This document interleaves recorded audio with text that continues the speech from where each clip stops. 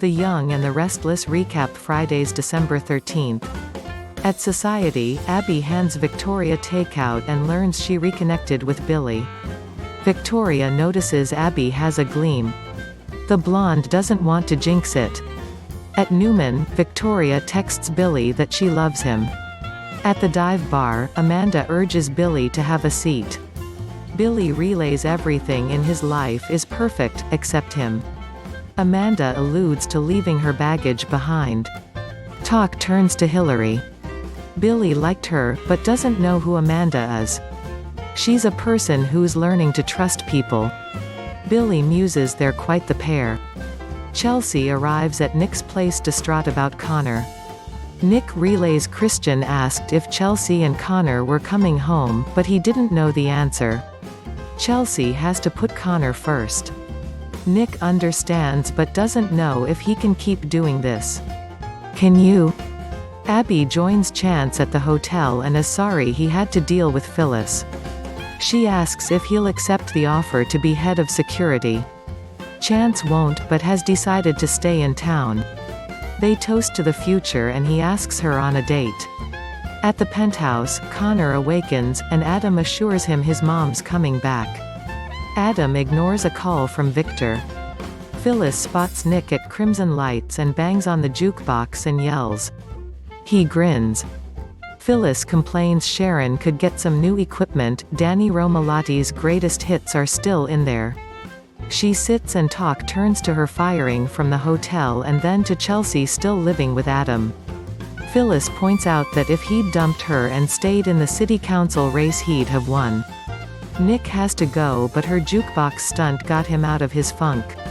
Chelsea enters the penthouse and Adam tells her Connor's upstairs before noticing she's worked up. Talk turns to the boys' lies about Sharon. Adam feels they have to call him out, but Chelsea thinks they need to be better parents. They've been lying too. She's referring to the situation with her there in his house. It's a fantasy of Connor's for them to get back together, but it's not true. Adam feels they're being a family, but Chelsea wants to prepare him that this isn't forever. Adam's angry at her wanting to take Connor's safe space away and figures Nick's behind it. Chelsea defends her boyfriend. Their voices become raised as Adam asks when she would like to upend Connor's world.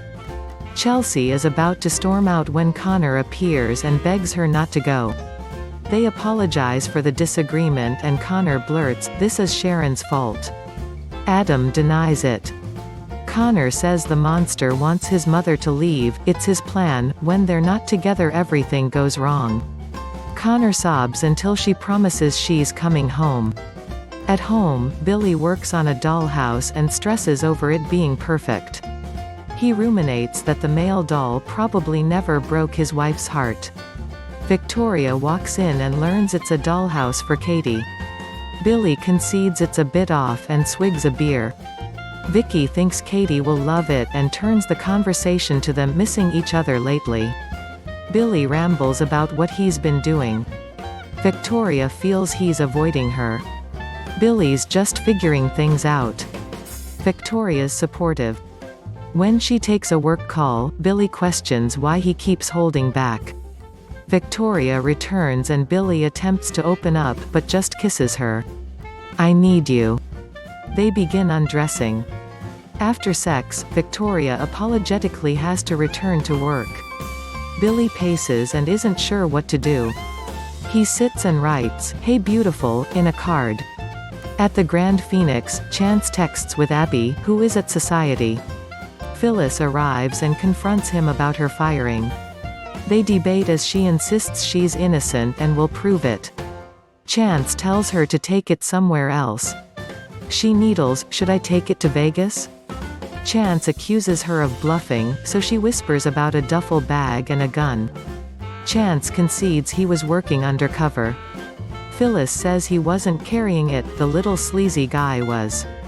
Chance wonders if she has a subpoena and suggests she get a job. Phyllis chuckles, he won't get rid of her. Something big went down and he and Adam were in the middle of it, she'll find out what it was. Chance calls her a pain in the ass. Phyllis tells him to sling his good ol' boy bull at someone who will believe. He counters her life is so empty she has to dig dirt on other people.